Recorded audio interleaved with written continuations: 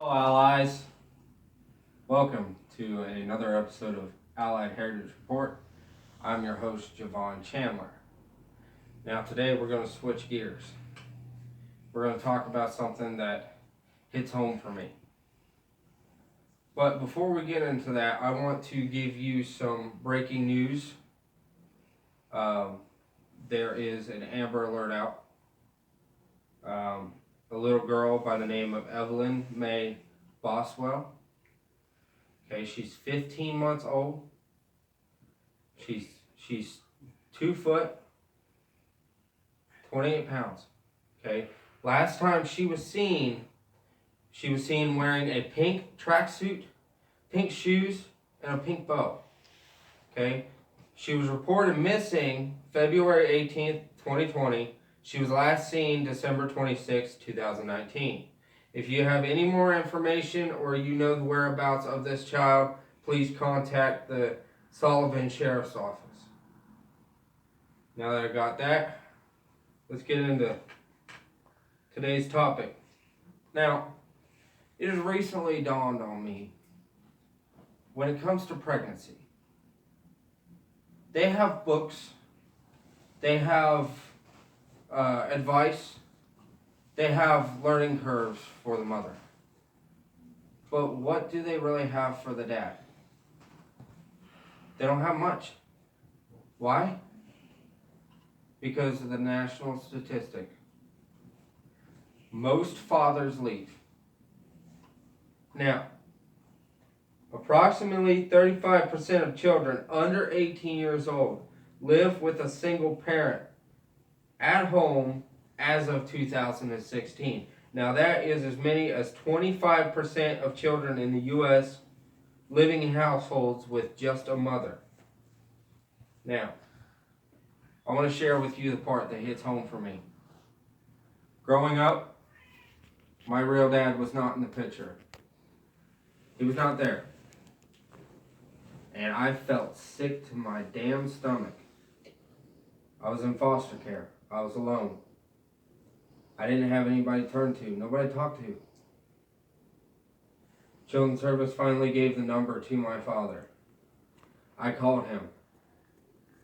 First thing I asked him, where the hell have you been for 12 years? He explained to me the situation, why he was gone. It helped me understand that a family is more than just a father.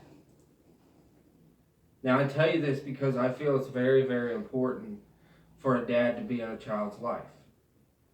You know, moms are awesome, but there's some things that moms can't teach a child.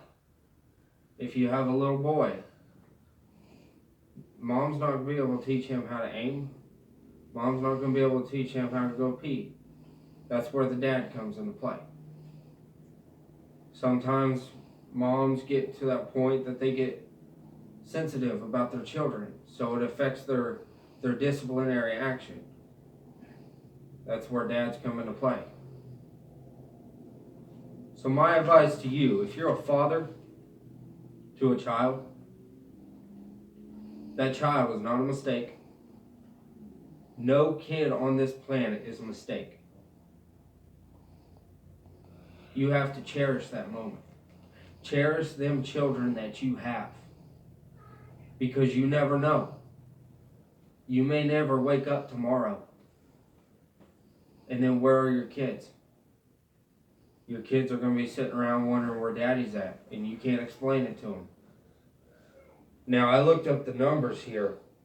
And I want to give you the numbers. Okay?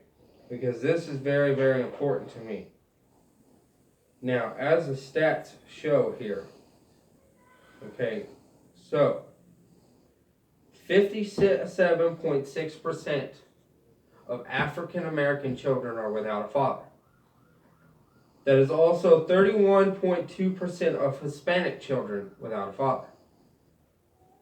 20.7% of Caucasian children are without a father. Now, as you can tell by Allied Heritage Report, the title here, I usually cover things like police brutality or indigenous people. But before you ask, I did look for the number for Indigenous people. It's not as high as these, which tells me that they're normally around. But let's go back to my father's case. My father had no choice. He had no choice in the matter. He tried his hardest. He tried so hard I thought he was going to blow a kidney. My grandmother told him that if you are around these children, I will pack them up and I will take them as far away as possible and you will never see them again.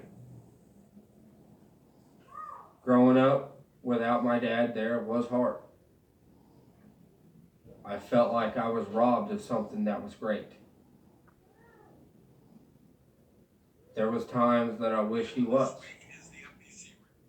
Because with all the swings and all the hits that I took, if I could have just had my dad there one time to just catch one of them punches, stop this from happening, I would be a better man today, right? Wrong. I am the man I am today because of the abuse, because of the pain that I went through. It made me a stronger person. But is that to say that I should take that abuse and use it on my kids? No. No. Because I feel in my heart that the first time a man strikes a child with violence, he lost his card of manhood. The first time a man lays his hand on a woman, he's lost his card of manhood. Now, I went through things growing up, and a lot of them I cannot describe here today because it's just too painful, and it's bad for little ears. Now, I know there's probably some young kids that watch this show. Just know that if you are a young child and you are going through abuse, neglect, or being forgotten, you are not alone. We here at this show, we have felt your pain. We know why you feel the way you do. And if there was any other way for us to stop it, we would. But with that being said, I grew up without a mother too. My mom, as I was growing up, I was told that she was my aunt. One of the biggest lies in my life. So after foster care, I sought all this out. I wanted to know which parent would be better for me to hang out with and be inspired by. I quickly figured out that it was my father. I quickly figured out that my mom was my enemy. Because I went to live with my mom. Over in Indianapolis, I went to live with her. She stuck me in a basement that always flooded, surrounded by mice and spiders. My mom expected me to do the dishes every night. But the one time you ask her if she's going to do it, she'd say no. Why can't you get off your butt and do it? But the one thing that made me angry about my mom, and I've never shared this with anybody, but I'm going to share this today on Allied Heritage Report because I want people to know that I am strong for a reason. I don't back down for a reason.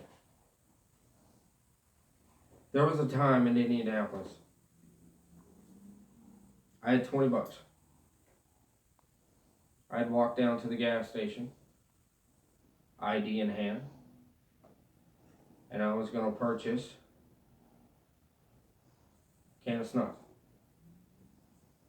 I was stopped by a van. And I remember my mom always saying, When you had something on the line, you take the money. So I had the window rolled down. Somebody had asked me, do you want to make $300? And I said to myself, my mom needs help with rent. I just lost my job at Burger King. So I need to do what I can if I'm to keep a roof over my head. So I got in the van. And we went up to the phone store. Now the job was for me to get a phone in my name, so that way we can sell it to somebody else. I had no idea this was illegal. But it didn't dawn on me because I was making money for my mother. I got into Best Buy. I had to go to the bathroom. I walked in with $445. I walked out. The money was missing. They had taken it from me. And they looked over at me and told me it was my fault. They stuck me in the van, and they had weapons. They had knives on them. Now, I'm not going to explain to you what happened with the knives because it's just too graphic. But it was not good. The night came about, and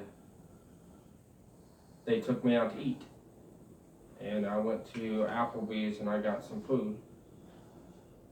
But any time and every time that I was close to asking someone for help, I even tried to ask a cop for help, I was turned away. I was told that there was nothing anybody could do. So I went along for the ride. Booked a hotel room. I had to sleep on the floor. They told me, they said, we're not keeping you a prisoner. You can leave at any time. So I got up and I reached for the door and I got turned around and punched in the face. I was knocked to the floor. When this was all said and done, they dropped me off downtown Indianapolis. Not a place you want to be at night. But I had no choice. I was trying to make it home. Finally made it home. Looked at my mom and her girlfriend at the time. And I said I was kidnapped. My mom looked over it to me and she said, I'm glad this happened. How'd you enjoy your vacation? How did I enjoy my vacation? Is what she said. So I looked over at her and I said, I need to file a police report. My mother would not take me up to get a police report done. She looked over at me and told me that I was making it all up. So the next morning I woke up, she said, all right, let's go get the police report done.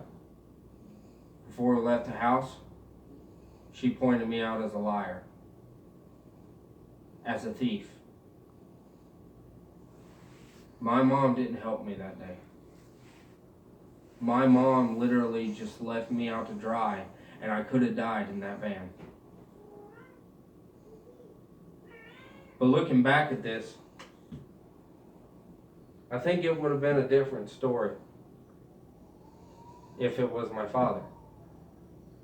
If I told him that I got into a van against my will, this man would have hunted the streets. This man would have shook anybody out just to find his son. Now, usually when I needed help and everything, my mom was nowhere to be found. But my dad was there. Now, are we the perfect family? No. Have we had our disagreements? Yes.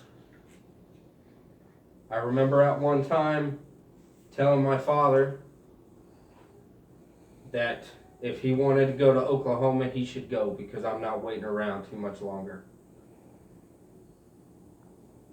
I regret half the things that I said to my father. I regret half the things that I'd done to him. I didn't need to do it. But on the flip side, I think my father understood that I was a child. I was still a child in need of help. I was a kid that was lost. I was a kid that needed to be found. Now, he could have looked at me and said, "Screw you, man. I'm out the door," but he didn't. Thick and thin, through bad and good, he was there. I couldn't ask for the greatest present than that. So the moral of the story is,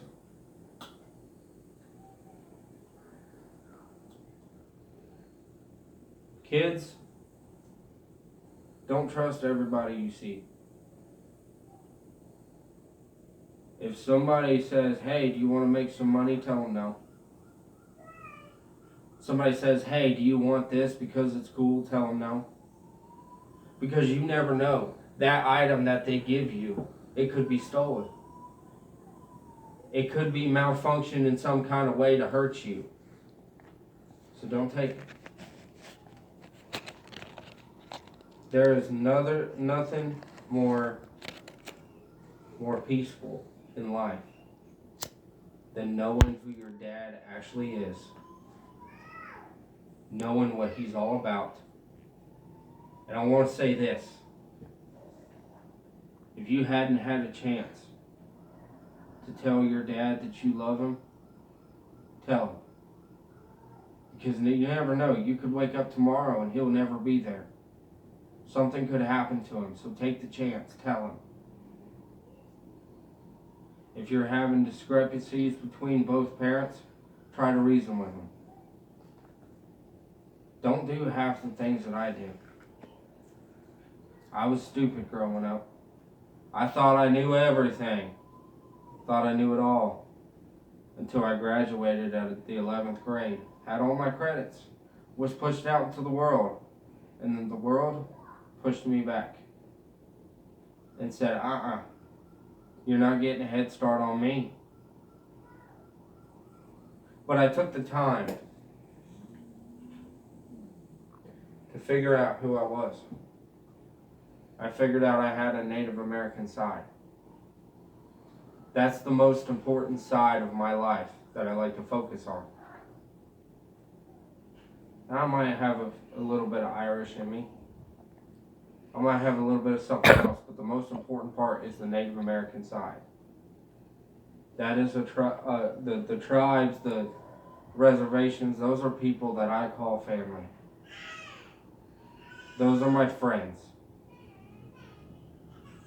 We have a government here that is trying to shut us up. We have a government that's trying to shut us down. We cannot let this happen. If we let this happen, then we might as well say goodbye to everything, because we're no longer going to exist.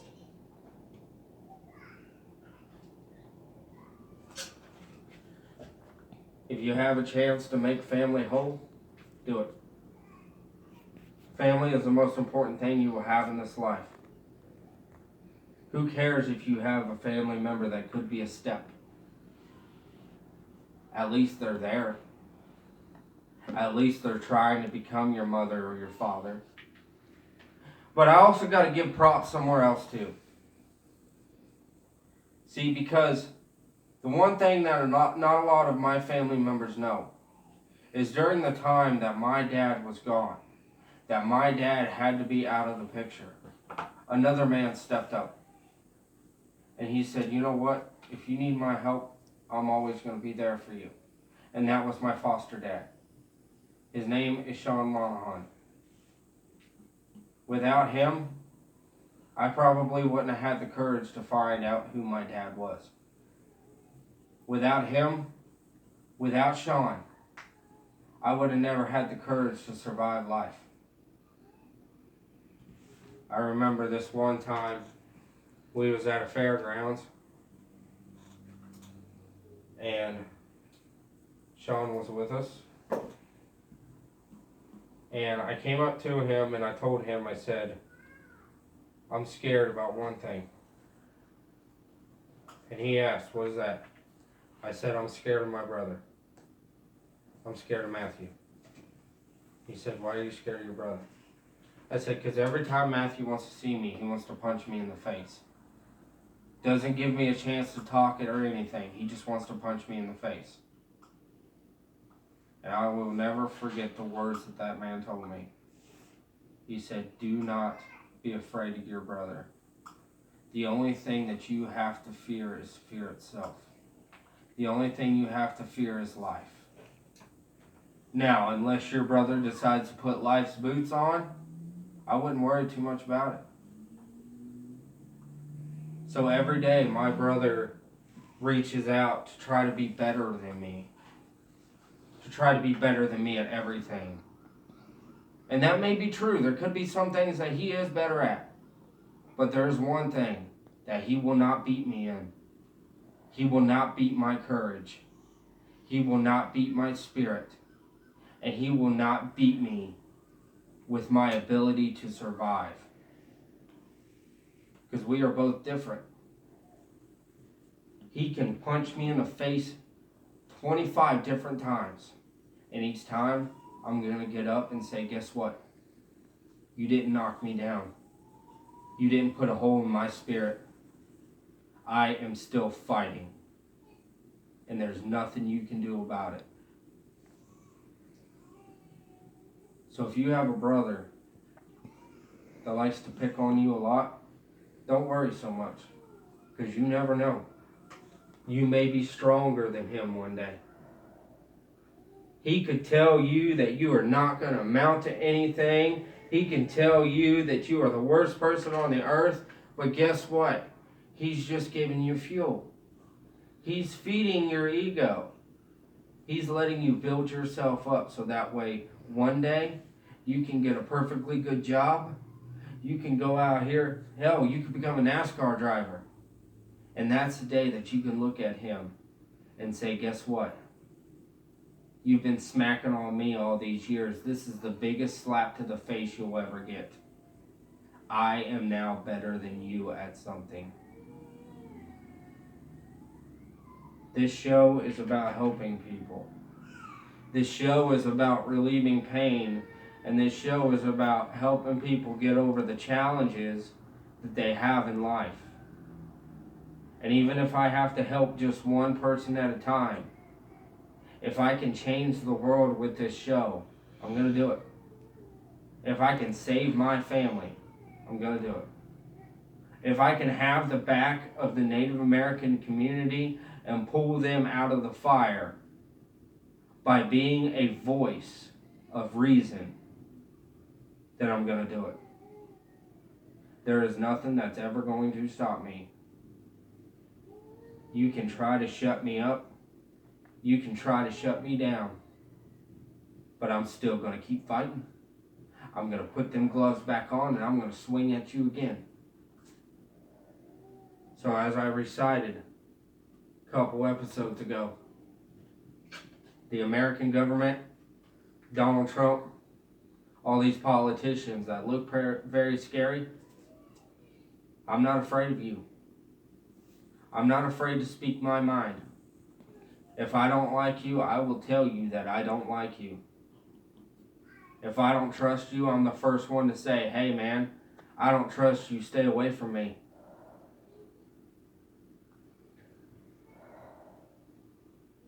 This is a time that the world is falling apart. I don't think people realize that the stuff that they are doing, one day, Mother Earth herself is going to say enough is enough. I've had it. And she's going to wipe all of us out. And then all them things that you said to people, all them things that you did to one another, you're never going to be able to fix because you're not here to do it. So keep your family close. Keep your friends close. Because not all the time do they have to be blood, but you can still call them family. I had a little brother in foster care. He's no longer with us. But that boy treated me 10 times better than my actual brother ever did. So I called him my brother. To this day, I will still call him my brother. So, all the years passed. I focused on myself. I focused on my family. The difference between me today and 13-year-old me. When I got my tax return at 13 years old, my money would have been blown on scooters, bicycles, jackets, boots, anything with a rebel flag on it. But nowadays, if I could look back to myself at 13 years old, I would tell you, I'd say, Zachariah, you need to calm the shit down. You need to start saving your money. You need to start focusing on your priorities because they are going to be the key to your survival. Put the scooter back. Do you really need it? You still haven't learned how to ride a bicycle, so do you really need a scooter?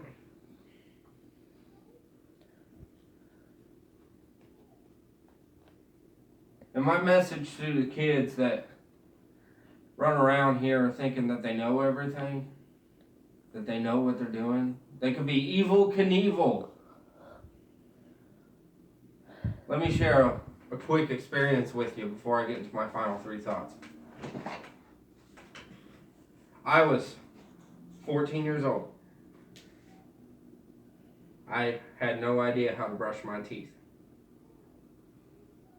The other boy that I called my brother, his name is Justin. And he taught me how to brush my teeth. He taught me how to ride a bicycle. But the bicycle part kind of got screwed on.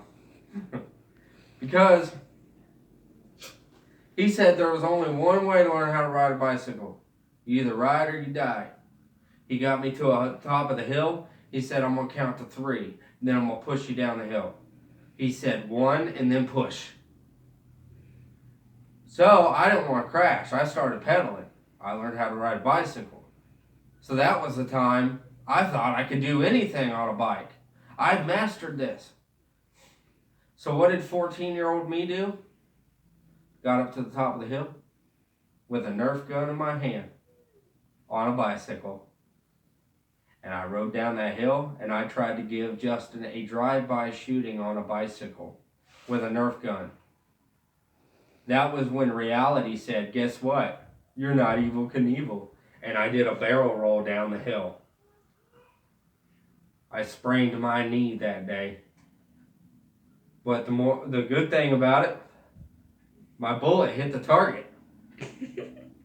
But I was worried about my knee because I couldn't walk. But those were the times, man. Foster care is not a joke. Foster care is not something you want to be in. Because that's a system of the government that is going to tell you who your family is and who your family's not. This was a system that I believe to this day stripped me of a bunch of things because I was Native American. Little food for thought. Now I'm going to get into my final 3 thoughts. 1. Again, if you haven't had the chance to do it, check out my page, check out my videos, and go on Facebook or Twitter and check out the Native American Association. I think you'll like some good stuff there. You know, they have their own news feed, and I get behind them 110%. And as it looks, I could be wrong, but they're behind me too 110%, so that's good. 2, your parents, they're not Superman, let's be honest. Nobody is. Nobody's perfect. But if you have the chance to mend some fences, do it. 3, just because you're 14 doesn't mean you're Evel Knievel. You can slow down. For Allied Heritage Report, I'm your host, Javon Chandler. Thanks for watching.